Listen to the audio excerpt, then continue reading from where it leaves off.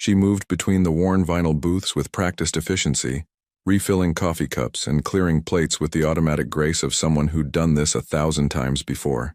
The diner smelled like it always did: coffee, frying oil, and that peculiar mixture of cleaning products and old upholstery that seemed to be the signature scent of every late-night establishment in New York City.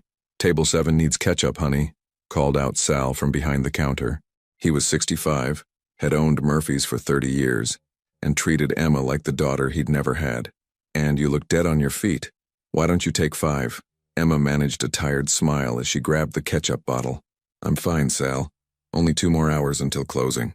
Only 2 more hours."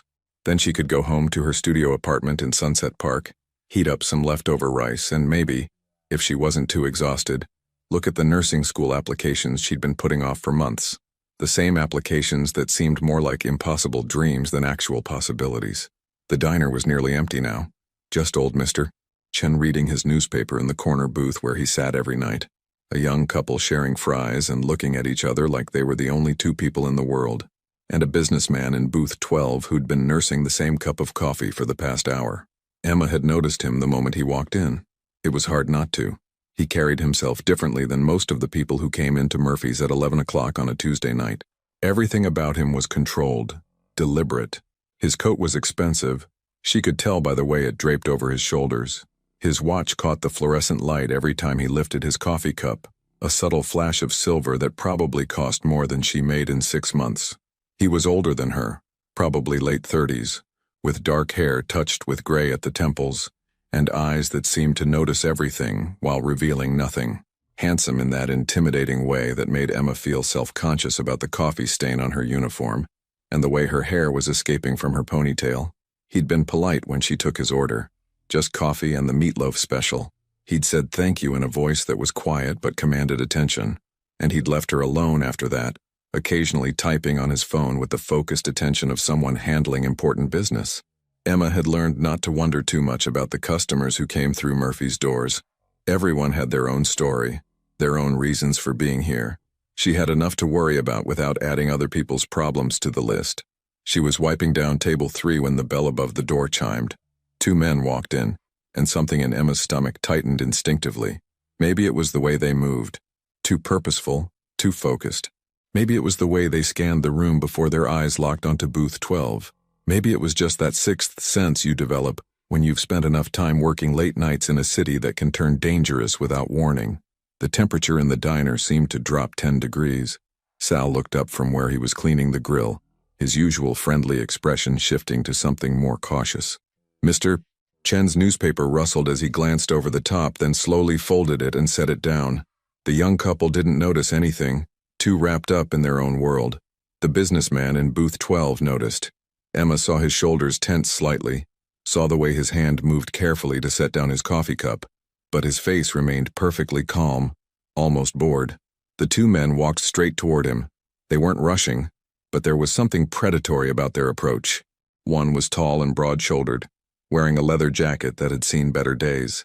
The other was shorter, wiry, with quick eyes that kept darting around the diner. Emma's heart started beating faster. She'd lived in New York her whole life. She knew when something was wrong. "Excuse me, gentlemen," Sal called out, his voice carrying that forced cheerfulness that barely masked concern. "What can I get for you? Coffee? Pie?" The tall one ignored him completely. They stopped at booth 12, and Emma saw the businessman slowly look up at them, with an expression of mild curiosity, as if 2 threatening strangers interrupting his meal was nothing more than a minor inconvenience. "Mr. Moretti," the tall one said, and his voice had an edge to it that made Emma's skin prickle. "We need you to come with us. Our boss wants to have a conversation." The businessman, Moretti apparently, took a slow sip of his coffee before responding. "I'm in the middle of dinner. Tell Castellano if he wants to talk, he can make an appointment through proper channels." Emma was frozen near table 5, cloth still in her hand, watching this scene unfold with growing dread. She should move. She should go to the back, get away from whatever this was. But her feet wouldn't cooperate. "It wasn't a request," the shorter man said, and his hand moved to his jacket. Everything happened in slow motion, and too fast at the same time. The shorter man pulled out something that gleamed under the lights, metal, sharp, dangerous. Emma's breath caught in her throat. The young couple saw it, and the girl screamed. A short, sharp sound that cut through the air. Her boyfriend pulled her down under the table. Mr. Chen was already moving toward the door, faster than Emma would have thought possible for a man his age. Sal reached for the phone behind the counter, his hands shaking. Moretti didn't move. He sat there calmly, looking at the weapon being pointed at him like it was nothing more interesting than a menu. "You really want to do this here?" he asked quietly. "In front of witnesses?" "We'll handle the witnesses," the tall one growled. And that's when Emma moved. She didn't think about it, didn't plan it. Her mother used to say she had more bravery than sense, and maybe that was true. But what she saw in that moment wasn't a businessman in an expensive coat. She saw someone who might not leave this diner alive. She saw herself standing by and doing nothing, and she knew she couldn't live with that. The coffee pot was still in her hand from refills. It was nearly full, still hot from sitting on the burner. Emma took 3 quick steps forward and threw it. The scalding liquid hit the shorter man directly in the face and chest. He yelled, a sound of shock and pain, and stumbled backward, his hand releasing the weapon instinctively as he clutched at his face. For a split second, everyone froze in surprise. Then chaos erupted. The tall man lunged toward her, fury contorting his features. Emma stumbled backward, her hip hitting a table hard enough to bruise. She grabbed the heavy plastic tray from the nearest booth and swung it with all her strength. It connected with the side of his head with a hollow thud that made her arms vibrate. He staggered but didn't go down. His hand shot out and caught her wrist, squeezing hard enough to make her gasp. Emma tried to pull away, her heart hammering so hard she could hear it in her ears. Then Moretti was there. He moved with a speed and precision that seemed impossible for someone who'd been sitting calmly drinking coffee moments before. His hand clamped on the tall man's shoulder, yanking him away from Emma with enough force to send him crashing into the adjacent booth. The shorter man had recovered enough to be dangerous again, still blinking tears from his scalded face, reaching for the weapon he'd dropped. But Moretti was faster. He kicked it across the floor where it skittered under the counter, then stepped between Emma and the 2 men. "Leave," Moretti said. Just one word, but it carried the weight of absolute authority. "Tell Castellano this conversation is over. If he wants to try again, he knows how to find me, but not here, not like this." The tall man pulled himself up, touching his head where Emma had hit him. His eyes were full of rage, but something else too. Calculation. He looked at Moretti, then at Emma, then back at Moretti. "This isn't finished," he said. "It is for tonight," Moretti replied, his voice never rising above conversational level. But there was steel underneath it, unmistakable and uncompromising. For a moment, Emma thought they might rush forward anyway. Her whole body was shaking with adrenaline, her mind racing through terrible possibilities. But then the shorter man tugged on his companion's sleeve, muttering something she couldn't hear. They backed toward the door, the tall one never taking his eyes off Moretti. "You're making a mistake, protecting her. She's seen too much now. Then she's under my protection," Moretti said simply, "which means touching her would be touching me. Spread that word." The bell chimed as they left, disappearing into the rainy night. Through the window, Emma saw them climb into a dark car that sped away, tires hissing on the wet pavement. The silence that followed was deafening. Emma's legs gave out, and she sat down hard on the nearest chair. Her hands were trembling so badly she had to clasp them together. Her wrist throbbed where the tall man had grabbed her, and she knew there would be bruises tomorrow. If there was a tomorrow. If this was really over. "Someone call the police!" Sal shouted, already dialing. "Emma, honey, are you okay? Did they hurt you?" The young couple emerged from under their table, the girl crying, her boyfriend's arm around her. Mr. Chen had returned, peeking through the door cautiously before entering. Emma looked up to find Moretti standing in front of her. Up close, he was even more imposing. Tall, broad-shouldered, with an intensity in his dark eyes that made her breath catch for entirely different reasons than fear. "Are you hurt?" he asked, and his voice was gentler than she expected. Emma shook her head, not trusting herself to speak yet. Her throat felt tight, like she might cry or scream or laugh hysterically. The adrenaline was fading, leaving behind a shaky weakness and the slow, creeping realization of what had just happened. What could have happened? "That was incredibly foolish," Moretti continued, crouching down so he was at her eye level. "And incredibly brave. You might have saved my life." "I didn't," Emma started, then had to stop and swallow hard. "I didn't think. I couldn't let them." "I know." Something that might have been a smile touched his lips, though it didn't quite reach his eyes. "Most people would have run. You ran toward danger instead? That's rare. Sal rushed over with a glass of water, pressing it into Emma's hands. The police are on their way. Jesus, Mary, and Joseph, Emma, you scared 10 years off my life. What were you thinking? She was thinking someone needed help, Moretti said, standing up. And she helped. Not many people would have done that. The next 30 minutes passed in a blur. Police officers arrived, their radios crackling, their questions coming fast and methodical. Emma gave her statement 3 times, each time feeling more surreal than the last. Yes, 2 men came in. Yes, one of them had a weapon. No, she didn't know them. No, she couldn't identify them clearly. It all happened so fast. She noticed that Moretti's statement was similarly vague. He described the men but offered no theories about why they'd targeted him. Wrong place, wrong time, he said with a shrug. Maybe they thought I was someone else. Case of mistaken identity. The detective taking his statement didn't look convinced, but without evidence or a clear motive, there wasn't much they could do. They took the weapon as evidence, took photos of the diner, took everyone's contact information. You should go to the hospital, get checked out, one of the officers told Emma. Make sure you're not injured. I'm fine, Emma insisted, even though her wrist was swelling and her hip felt like she'd been hit with a baseball bat. Really? I just want to go home. Sal insisted on closing early, sending everyone home. You've had enough excitement for one night, sweetheart. Take tomorrow off too. Paid. Emma wanted to argue. She needed the money, but she was too exhausted. She nodded numbly, grabbing her jacket and bag from the back room. When she emerged, Moretti was waiting by the door. The police had left. The diner was empty except for Sal cleaning up broken dishes in the back. I'd like to give you something, Moretti said, pulling out his wallet. For your trouble, for your bravery. No, Emma said quickly, holding up her hands. No, that's not necessary. I didn't do it for money. I know you didn't. That's exactly why I want to give it to you. He pulled out several bills. Emma caught a glimpse of hundreds and held them out. Please, you put yourself in danger for a stranger that deserves recognition. Emma stared at the money. Part of her wanted to take it desperately. She was 2 months behind on rent. Her student loans were in default. She ate ramen 4 days a week. That money could solve so many immediate problems. But something about taking it felt wrong, like it would change what had happened, turn a moment of instinct and courage into a transaction. I can't, she said softly. Thank you, but I can't. Moretti studied her for a long moment, something like respect flickering in his eyes. Then he nodded slowly and put the money back in his wallet. Instead, he pulled out a single bill, $500, and placed it on the nearest table. Tip for the excellent service then, he said. Nothing to do with tonight. Just a generous customer appreciating good coffee and better meatloaf. Before Emma could protest, he was putting on his coat. You should take a cab home tonight, not the subway. It's late. And after what happened, he pulled out another bill, this time a 20, and pressed it into her hand. For the cab, non-negotiable.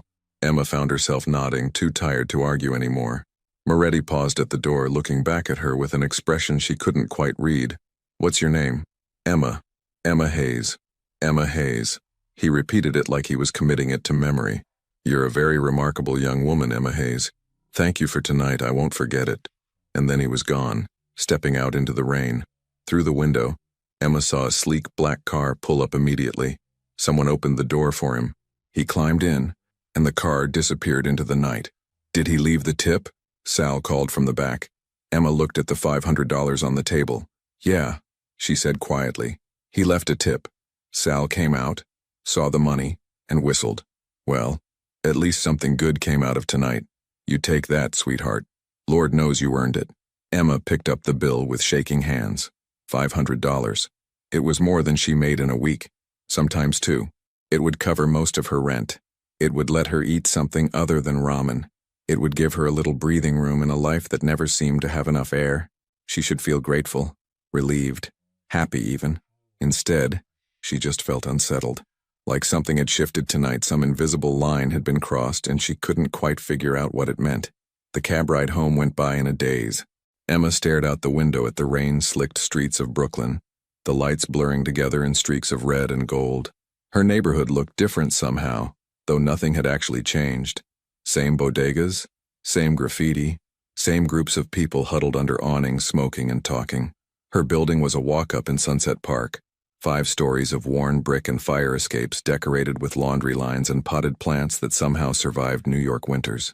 Emma climbed the stairs slowly, every muscle in her body suddenly remembering that she'd been on her feet for 14 hours and had gotten into an altercation with two dangerous men.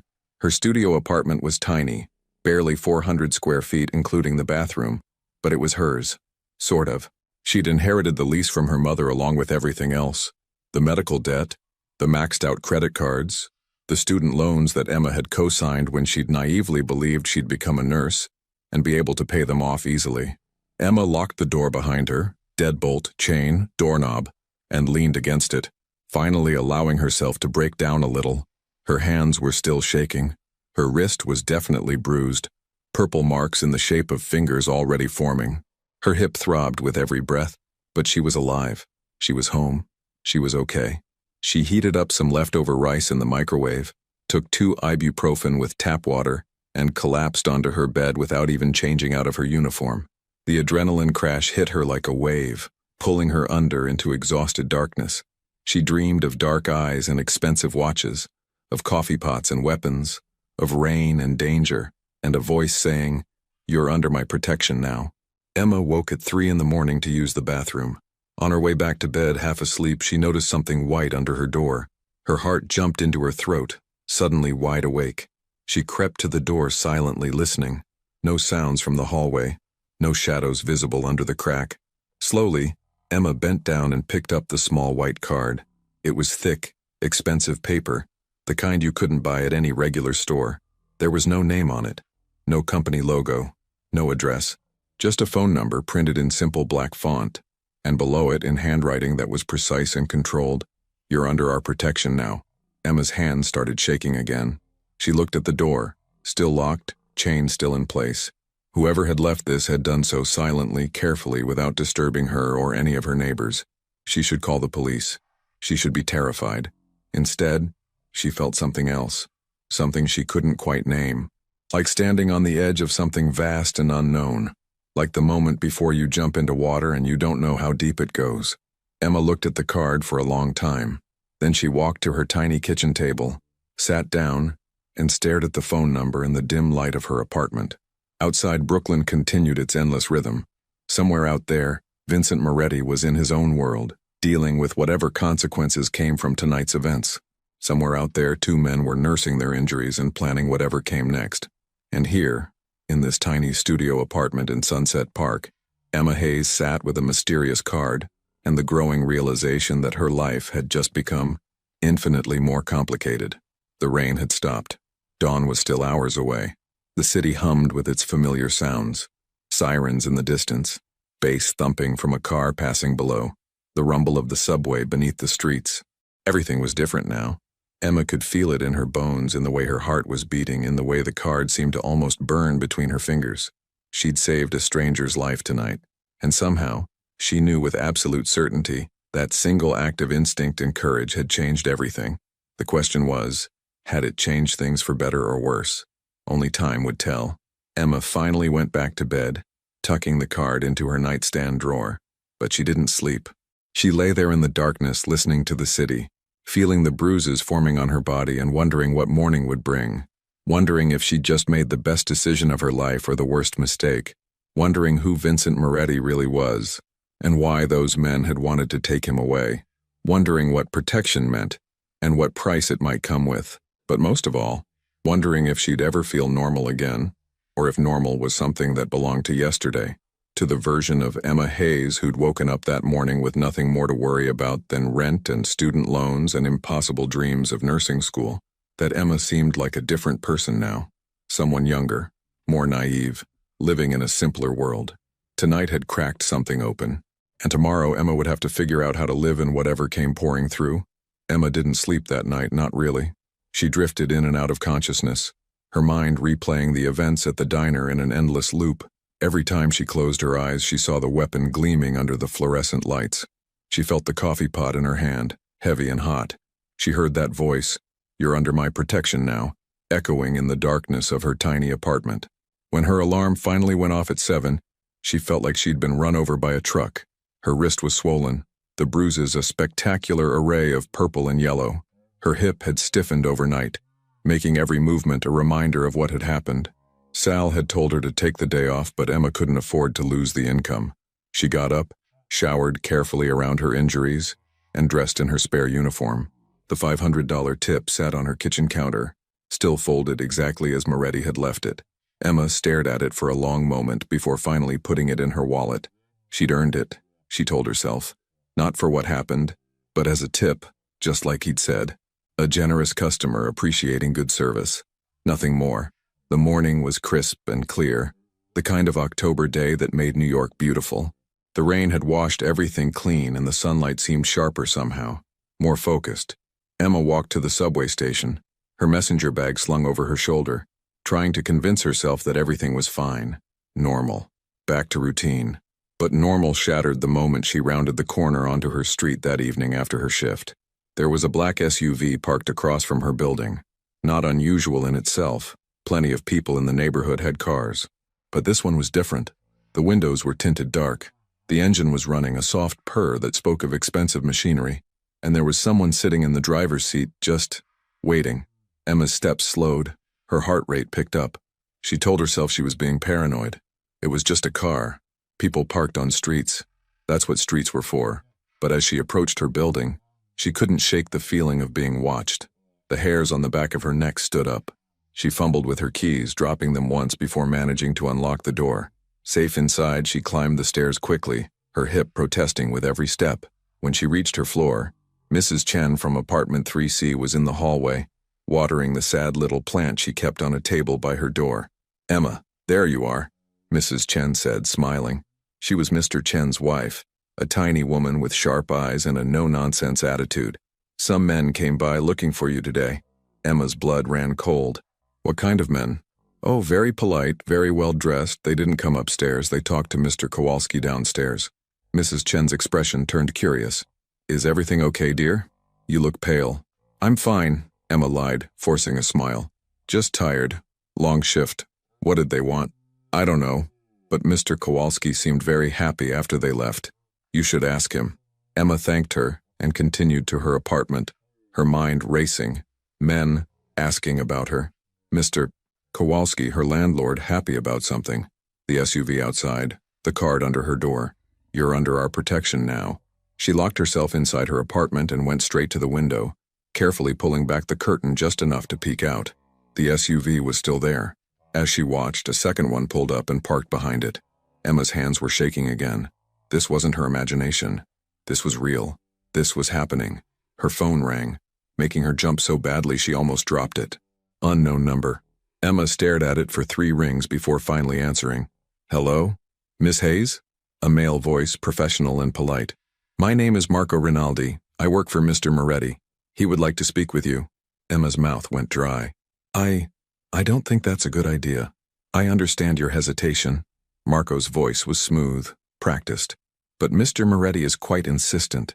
He wants to personally thank you for your actions last night and discuss your safety going forward." "My safety?" Emma's voice came out higher than she intended. "What does that mean? Perhaps that's a conversation better had in person." "I'm downstairs, Miss Hayes. Whenever you're ready, I can drive you to meet with Mr. Moretti. Or if you prefer, he can come to you, though that might draw more attention to your building than you'd like." Emma looked out the window again.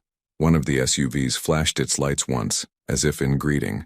"And if I refuse?" There was a pause. "Mr.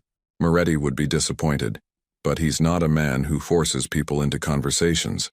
However, I should mention that your landlord has been asking about the overdue rent on your apartment. 2 months, I believe.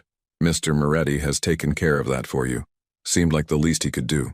Emma felt like the floor had dropped out from under her. "He what?" "Your rent is current, Miss Hayes. 3 months paid in advance, in fact."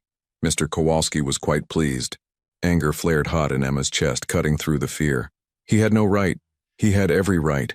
Marco interrupted gently. "You saved his life. This is how we show gratitude. And truthfully, Miss Hayes, this is about more than gratitude now. Those men who came to the diner, they saw you. They know who you are. Mr. Moretti takes his responsibilities very seriously. He considers you under his care now, whether you accept it or not." Emma closed her eyes, pressing her forehead against the cool glass of the window. This couldn't be happening. 24 hours ago, her biggest problem was figuring out how to scrape together rent money. Now she had mysterious men paying her bills and parking outside her building. "Just a conversation," Marco continued. 1 hour of your time. You can ask any questions you want. If after that you want nothing to do with us, Mr. Moretti will respect that decision. But he does want to talk to you. Please, Miss Hayes. Emma thought about the card in her nightstand, the phone number she'd been staring at all day. Part of her had known this moment was coming. Where? She asked quietly. There's a restaurant in Carroll Gardens. Piccolo Paradiso. Very nice place. Closed tonight for a private event, so you'll have privacy. I'll drive you there, wait while you talk, and drive you home after. You have my word, you'll be perfectly safe. Emma laughed, but it came out bitter. The word of a stranger. That's supposed to reassure me? The word of a man who works for Vincent Moretti, Marco replied. In our world, Miss Hayes, that means something. Our word is our bond. It's all we have. Our world. Like there was Emma's world, of student debt and double shifts in studio apartments, and then there was this other world, operating in the shadows, with its own rules and codes. Give me 20 minutes, Emma said. I need to change. Of course, I'll be waiting downstairs. Emma hung up and stood in the middle of her apartment, her mind spinning. She should call the police. She should tell someone where she was going. She should do 100 responsible, sensible things. Instead, she went to her closet and pulled out the one nice outfit she owned. Black pants and a dark green blouse she'd bought for her mother's funeral. She changed quickly, ran a brush through her hair, and looked at herself in the bathroom mirror. Her reflection stared back. 23 years old, tired eyes, fresh bruises on her wrist. Still just a waitress from Brooklyn. Still Emma Hayes. But something in her expression had changed. There was a hardness there now, a wariness that hadn't existed 2 days ago. She grabbed her jacket and her phone, made sure her pepper spray was in her pocket, not that it would help much if things went wrong, and headed downstairs. Mr. Kowalski was in the lobby, sweeping near the mailboxes. He looked up when Emma appeared, his usually sour expression brightening immediately. Emma, I was hoping to catch you.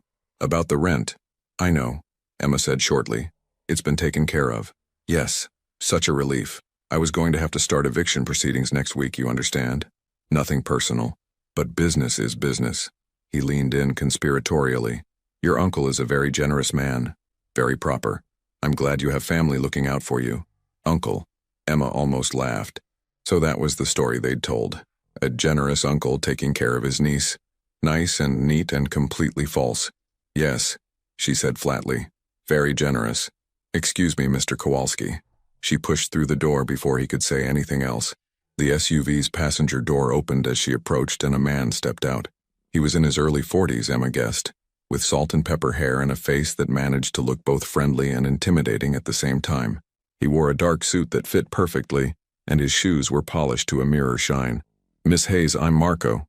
He extended his hand, and Emma shook it cautiously. His grip was firm but not aggressive. Thank you for agreeing to meet with Mr. Moretti. I promise this will be as painless as possible. Painless, Emma repeated. Interesting choice of words. Marco's lips twitched with something that might have been amusement. Poor phrasing. I meant as stress-free as possible. Please, get in. It's not a long drive. Emma climbed into the back seat of the SUV. The interior was spotless. Leather seats, tinted windows.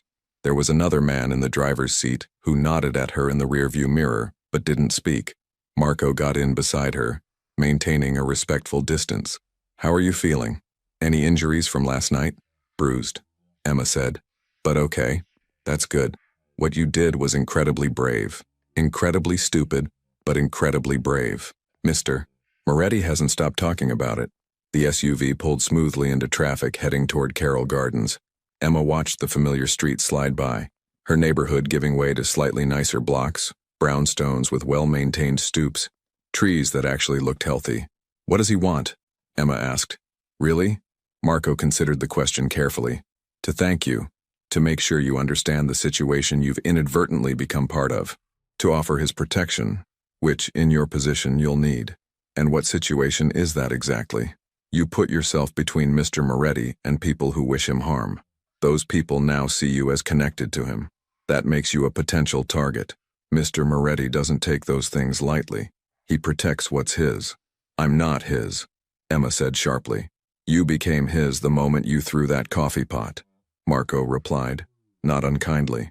You stepped into his world. You can't step back out that easily. Emma wanted to argue. but something in Marco's tone told her he was just stating facts as he understood them. This wasn't a threat. It was just reality. A reality she'd stumbled into without understanding the rules. The restaurant was exactly what Marco had described. A small, elegant Italian place with dark wood and white tablecloths. The sign said closed, but lights were on inside. Marco opened Emma's door and gestured toward the entrance. "He's waiting inside. I'll be out here if you need anything." Emma's legs felt unsteady as she walked to the door. It opened before she could knock, and a different man, older, with kind eyes, gestured her inside.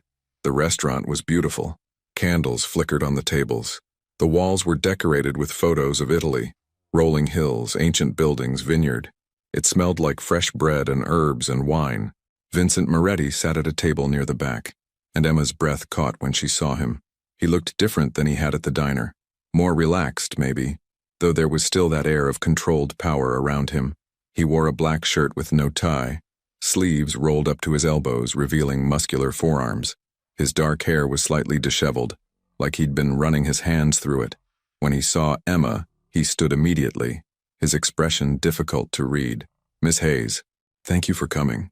His voice was exactly as she remembered, quiet but commanding. "Please sit. Can I get you anything? Wine? Water? Giuseppe makes the best carbonara in Brooklyn if you're hungry." Emma sat carefully, hyper-aware of his presence across the table. "Water is fine." Moretti gestured, and the older man, Giuseppe, apparently, brought over a bottle of sparkling water and 2 glasses. Then he disappeared into the back, leaving them alone. The silence stretched for a moment. Moretti poured water for both of them, his movements precise and graceful.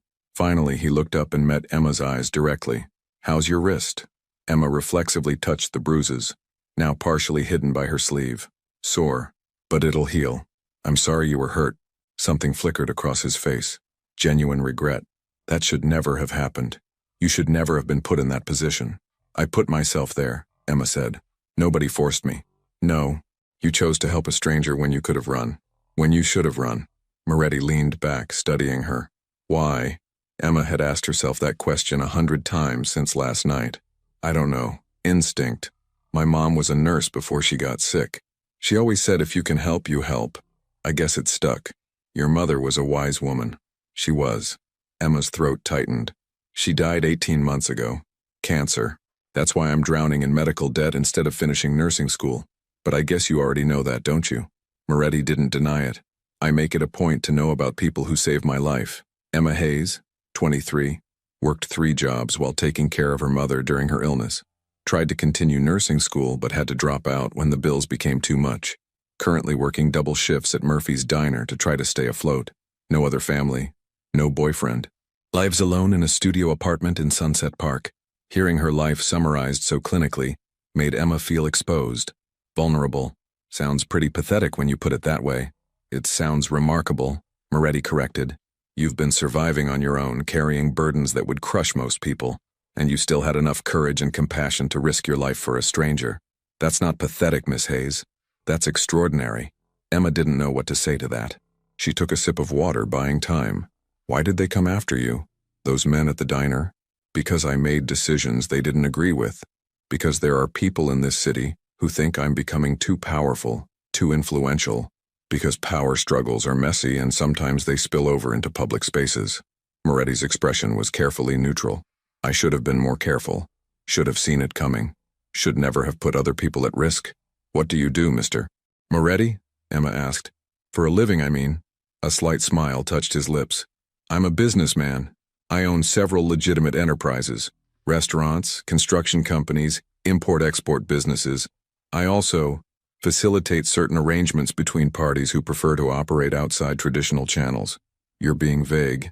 "I'm being honest within the constraints of plausible deniability." He leaned forward slightly. "Let me be clearer. I'm a man with significant influence in certain communities. I solve problems. I provide protection. I ensure that agreements are honored and that business, both legitimate and otherwise, runs smoothly. People come to me when they need things done, and I make them happen." Emma processed this. "You're in the Mafia." Moretti's expression didn't change. "That's a term from movies and television. The reality is more complicated. But yes, if you want simple labels, I operate within a certain organizational structure that has roots in my family's history and traditions. At least he wasn't lying to her. Emma appreciated that, even as her stomach twisted with anxiety. And now I'm connected to you because I threw coffee at someone. Yes, that's insane. That's reality. Moretti's voice was gentle but firm.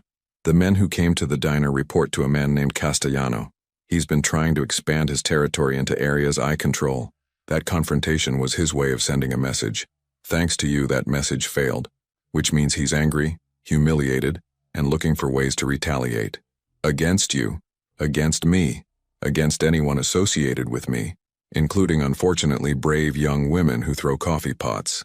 Emma felt cold despite the warmth of the restaurant. So what happens now? Now, I make sure you're safe. Marco has men watching your building. You'll be escorted to and from work. If anyone approaches you, anyone at all that you don't know, you call the number on the card I left you immediately. You paid my rent. I did. You had no right. I had every right, Moretti said, echoing Marco's words.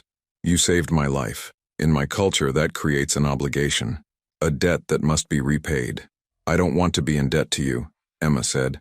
I don't want to be part of this world. I understand. But sometimes we don't get to choose. He reached into his pocket and pulled out an envelope, placing it on the table between them. There's $50,000 in here, enough to pay off your mother's medical debts, cover your student loans, give you breathing room to go back to school. Take it. It's yours. No strings, no obligations beyond what already exists.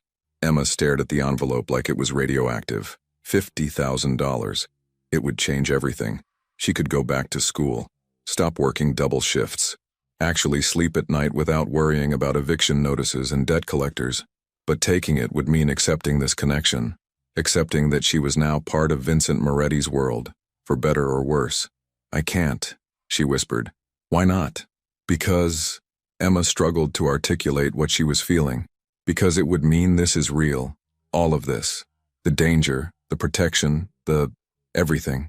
As long as I don't take your money, I can pretend I'm still just Emma Hayes, waitress, that my life is still my own. Moretti was quiet for a long moment. When he spoke, his voice was softer than before. Your life is still your own, Emma. I'm not trying to take that from you. I'm trying to keep you alive long enough to live it. By surrounding me with bodyguards? By paying my bills? That's not freedom. Freedom is staying alive to make your own choices. He pushed the envelope closer. This isn't payment for what you did. This is me trying to give you options. Education, security, the ability to build the life you want instead of just surviving day to day. Emma's hands were shaking. She wanted to take it. God, she wanted to take it so badly.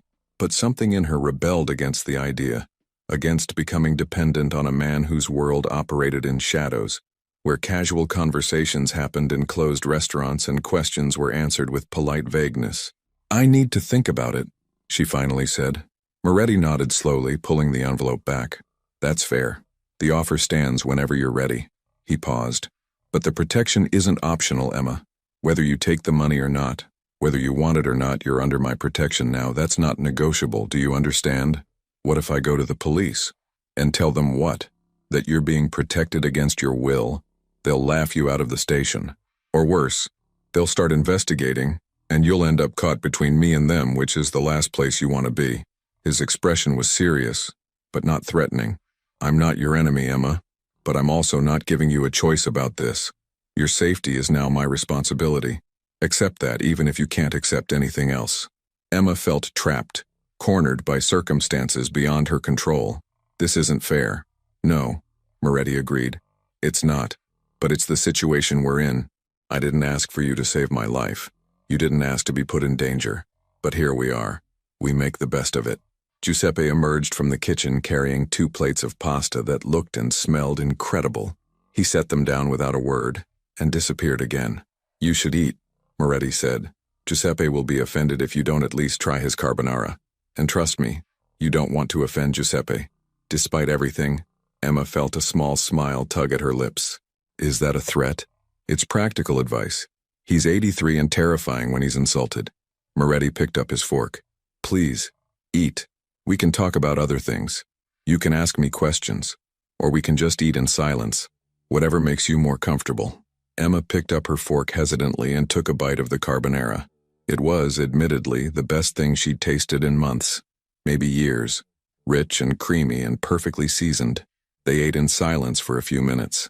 Then Emma asked, "Do you have family?" Moretti looked surprised by the question. "A younger sister, Elena. She lives in California, teaches history at a university. Wants nothing to do with this life. I respect that. Parents? Dead. My father 15 years ago, my mother 10. Heart problems, both of them." Something sad flickered in his eyes. This life takes a toll, not just on the people in it, but on the people who love them. Is that a warning? It's an observation. Moretti set down his fork. You asked why those men came after me. The honest answer is because this is the life I inherited. My grandfather built this organization. My father expanded it.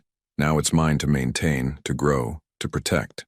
I didn't choose it, but I've made peace with it. Do you like it? The power? The control? Moretti considered the question carefully. I like being able to help people. The legitimate businesses I run employ hundreds of families. The protection I provide keeps neighborhoods safe from worse elements. The problems I solve prevent escalation into real problems. Do I like the danger? The isolation? The fact that I can't trust most people? He shook his head. No, but it's who I am. Emma found herself fascinated despite herself. This man was a contradiction. Dangerous but thoughtful. Powerful but lonely. Nothing like the stereotypes she'd expected. Why did you come to Murphy's that night, of all the places in Brooklyn? I like it there, it's real. No pretense, no performance. Just regular people living their lives. Sometimes I need that reminder that the world is bigger than my responsibilities. He smiled slightly. Plus, Sal's meatloaf really is good. They finished eating and Giuseppe appeared to clear the plates, nodding approvingly when he saw Emma's empty plate. He brought espresso without being asked, strong and bitter and perfect. I need to know something, Emma said as she sipped the coffee. Those men, will they come after me? Not if they're smart, Moretti replied. By now, word has spread that you're under my protection. Touching you would be declaring war on me. Most people aren't that foolish. Most people? Castellano is unpredictable. He makes emotional decisions, which makes him dangerous. That's why I'm being cautious. Moretti finished his espresso and set down the cup. I won't lie to you, Emma. There's some risk, but I'm doing everything I can to minimize it. Emma felt the weight of his words settling over her. This was her life now. Risk, protection, watching over her shoulder. All because she'd done what her mother had taught her. Help when you can. I should get home, she said quietly. I have an early shift tomorrow. Of course. Moretti stood, and Emma followed. Marco will drive you. And Emma? He waited until she looked at him. Thank you for coming tonight, for listening. I know this isn't what you wanted. Nothing about the last 2 days is what I wanted, Emma replied. But I guess we don't always get to choose. No, Moretti said softly. We don't. Marco drove Emma home in silence. She was grateful for it. Her mind was too full for conversation. When they pulled up outside her building, she saw the other SUV still parked across the street. They'll be here all night, Marco said. Every night until Mr. Moretti says otherwise. You're safe, Miss Hayes. Emma nodded, too tired to argue. She climbed the stairs to her apartment, locked herself inside, and collapsed onto her bed fully clothed. Her phone buzzed. A text from an unknown number. Sleep well. You're safe. VM. Emma stared at the message for a long time. Then she got up, went to her laptop, and searched Vincent Moretti, Brooklyn. The results were sparse but telling. A few mentions in news articles about community investment. A photo from a charity event.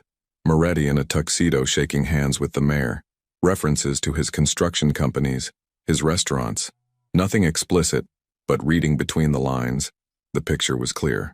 Vincent Moretti was powerful, connected, influential, the kind of man who operated in spaces where official records didn't reach. Emma closed her laptop and looked out the window at the SUV below. Protection, prison, maybe both. She'd saved a stranger's life and become part of a world she didn't understand. Now she had to figure out how to survive it, and whether she could do so without losing herself in the process. Outside, Brooklyn continued its endless rhythm. Inside, Emma Hayes lay awake in the darkness, wondering what tomorrow would bring, and whether she'd made the biggest mistake of her life, or somehow stumbled into something that might actually save her. Only time would tell. 3 weeks passed, and Emma's life became a strange balancing act between two realities. In one reality, she was still Emma Hayes, waitress at Murphy's Diner. She still worked her shifts, still poured coffee and took orders, still cleaned tables and made small talk with regulars. Mr. Chen still came in every night with his newspaper. Sal still called her honey and worried about her working too hard. The young couple from that night never returned, but new customers filled the booths and life at the diner continued its familiar rhythm. In the other reality, the one that existed in the spaces between, Emma was constantly aware of the black SUV parked across the street, the well-dressed men who seemed to materialize whenever she left work, the way certain people in the neighborhood now nodded at her with a new kind of respect that made her uncomfortable. She hadn't taken Moretti's money. The envelope still sat in her apartment, untouched, a constant reminder of choices she hadn't made. But she'd noticed other changes. Her electricity bill had been mysteriously reduced. The bodega owner on her corner suddenly refused to let her pay for groceries. Her landlord had stopped mentioning rent entirely. Moretti's influence was everywhere, invisible but undeniable, wrapping around her life like morning fog. Emma told herself she hated it, told herself she was waiting for the right moment to confront him, to demand he stop interfering. But another part of her, the part that had lain awake at night worrying about eviction notices and shut-off warnings, felt a guilty relief she couldn't quite suppress. It was a Tuesday evening, 3 weeks and 2 days after the incident, when Vincent Moretti walked into Murphy's Diner again. Emma was refilling the salt shakers when the bell chimed. She looked up automatically, and her breath caught. He stood in the doorway, dressed more casually than before. Dark jeans, a gray sweater, a leather jacket that probably cost more than her monthly salary. He looked almost normal if you ignored the way he carried himself, that quiet confidence that commanded attention without demanding it. Their eyes met across the diner. Emma felt her heart skip in a way that had nothing to do with fear. Sal noticed him too. "Mr. Moretti? Welcome back. Your usual booth? If it's available, Sal." "Thank you." Vincent's voice was warm, genuine. He walked to booth 12, his booth apparently, and sat down. Emma took a moment to steady herself before approaching with her notepad. "Coffee? Please." He looked up at her, and something soft flickered in his dark eyes. "How are you, Emma?" "Fine." She poured coffee with hands that were almost steady. "And you?" "Better now." The words could have sounded like a line, but something in his tone made them feel sincere. "The meatloaf still good here. Best in Brooklyn, according to Giuseppe."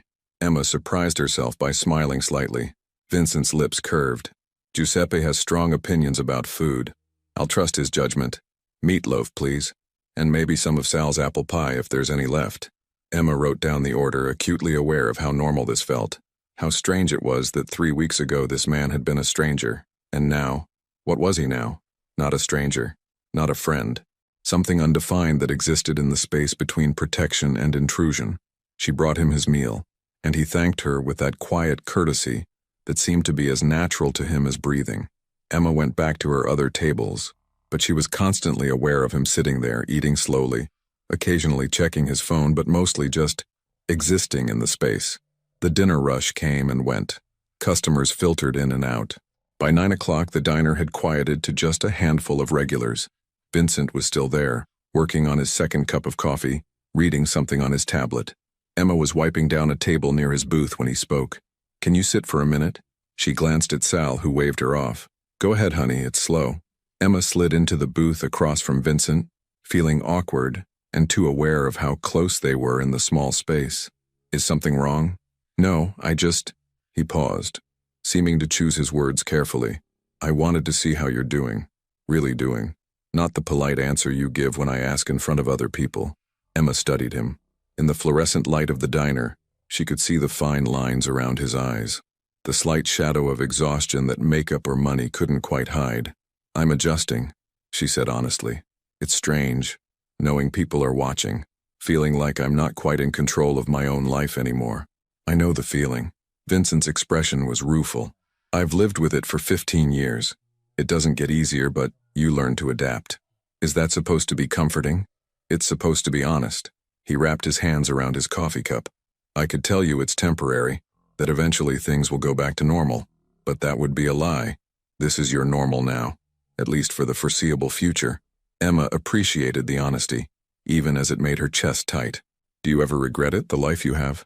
Vincent was quiet for a long moment, his dark eyes distant. "Every day, and never. It's complicated. Explain it to me." He seemed surprised by her directness. But then he leaned back, considering. I grew up in this world.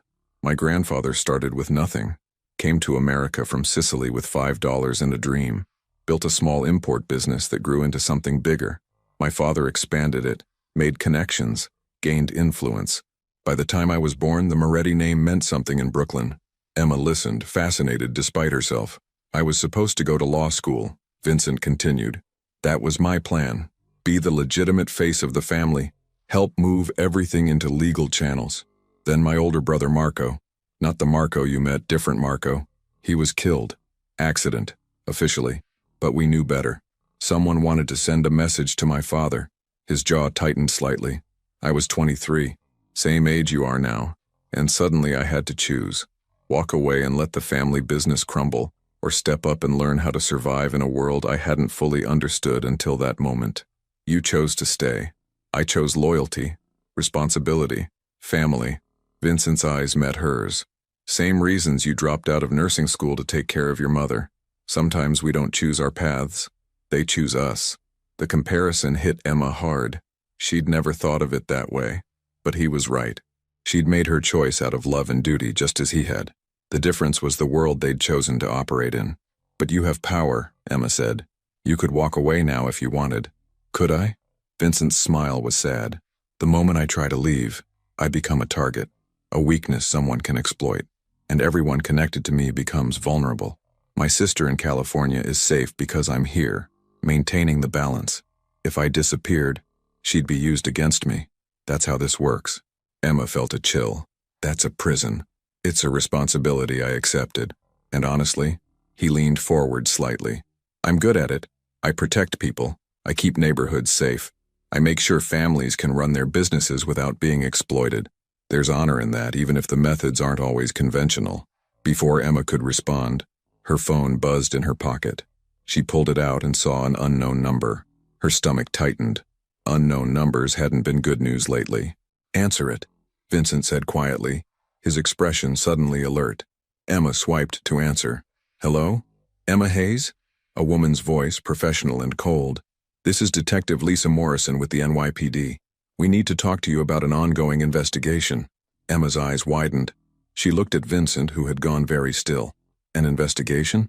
Into organized criminal activity in Brooklyn. Specifically, into Vincent Moretti and his known associates.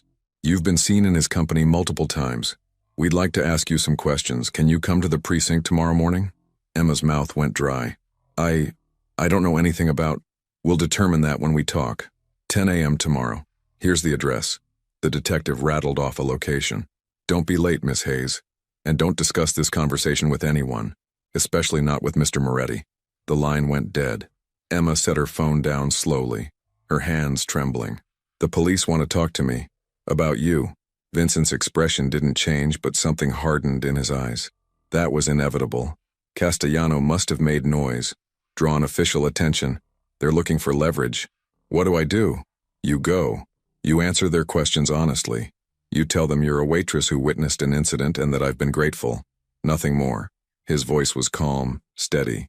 They can't prove anything because you don't know anything. You're not part of my organization. You're a civilian who did a good deed.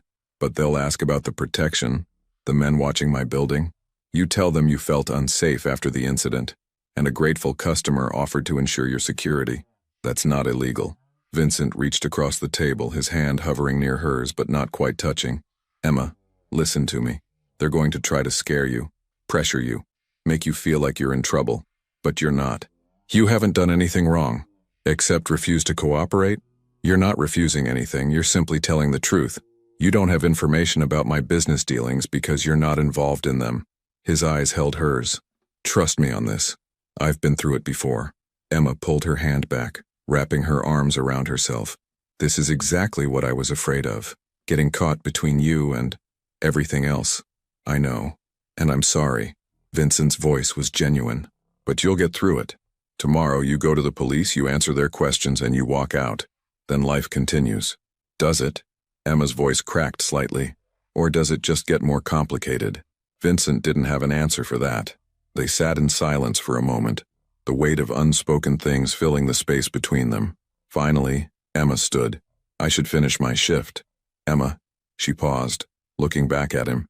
Vincent's expression was intense, concerned. "If you need anything, advice, support, just someone to talk to, call me, day or night. I meant what I said about protection. That includes protecting you from the fallout of knowing me."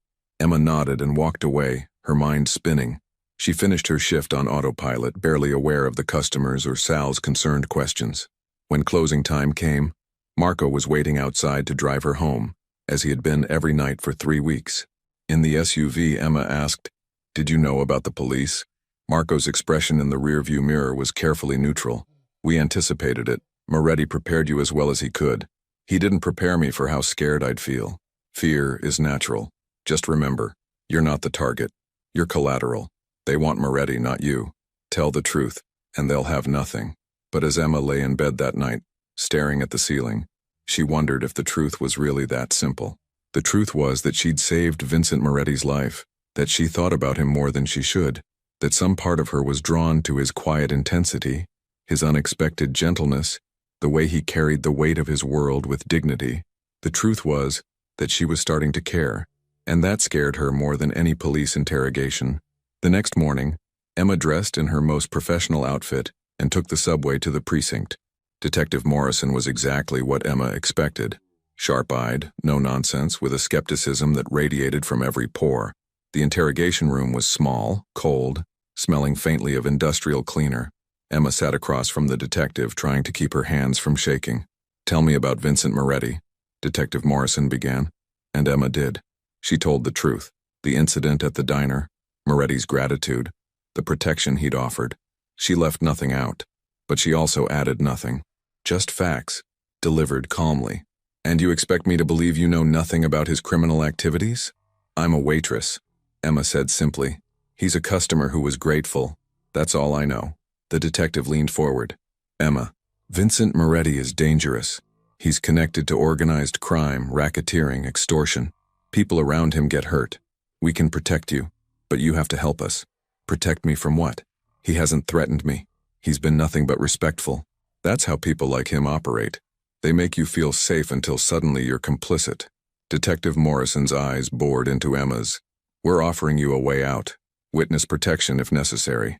A clean break from this situation." Emma thought about her tiny apartment, her shifts at the diner, her dreams of nursing school. She thought about Vincent sitting in booth 12, talking about responsibility and family. She thought about the choice she was being asked to make. "I appreciate the offer," Emma said carefully, "but I don't have anything to tell you. I'm not part of his world. I'm just trying to live my life." The detective studied her for a long moment, then sat back with obvious frustration. "You're making a mistake." "Maybe," Emma agreed, "but it's mine to make." She walked out of the precinct an hour later, her legs shaky but her resolve firm. She'd made her choice, even if she didn't fully understand why. Her phone buzzed. "Vincent, how did it go?" Emma stared at the message for a long moment before responding. "I told them the truth. They weren't happy." His reply came immediately. "Thank you. For everything. Dinner tonight? We should talk." Emma hesitated, her thumb hovering over the keyboard. She was crossing lines she'd promised herself she wouldn't cross, getting more involved, more entangled. But maybe she'd cross those lines the moment she threw that coffee pot. "Okay," she texted back. "Where?" The answer was simple. "I'll pick you up at 7. And Emma, standing on a Brooklyn street corner with the autumn sun warm on her face, realized she wasn't afraid anymore. Or maybe she was, but she was choosing to move forward anyway. Whatever came next, she'd face it with her eyes open.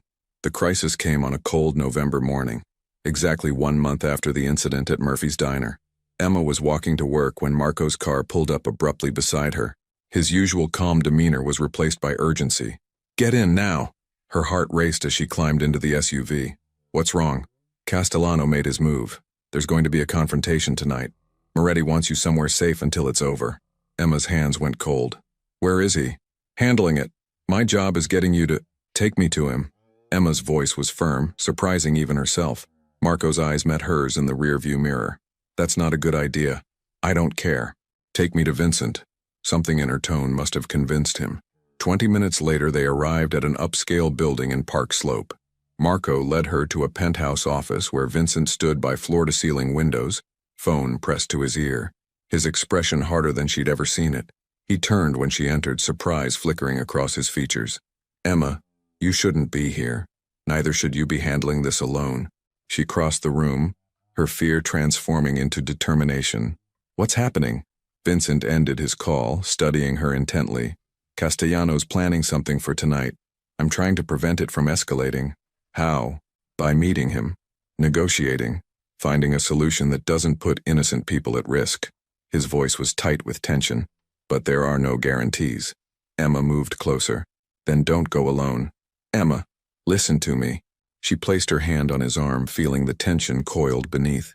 You've spent a month protecting me. Let me help you now. Not by fighting. I'm not built for that world. But by being there. By reminding you that there's something worth coming back to. Vincent's eyes softened, his hand covering hers. You don't understand what you're asking. I understand perfectly. I'm choosing this. Choosing you. Not the power or the danger. Just you, Vincent. The man who talks about responsibility and honor. Who protects his neighborhood. Who sits in a diner booth eating meatloaf because it reminds him there's more to life than business.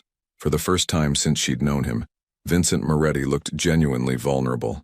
If I let you stay, if something happens, then we face it together. Emma's voice was steady. I'm done being protected from the edges of your life. If I'm part of this world now, then I'm all in. But on my terms. Vincent pulled her closer, his forehead resting against hers. Your terms? I keep working at the diner. I go back to nursing school when I'm ready. I maintain who I am. She looked up at him. And you let me in. Really in.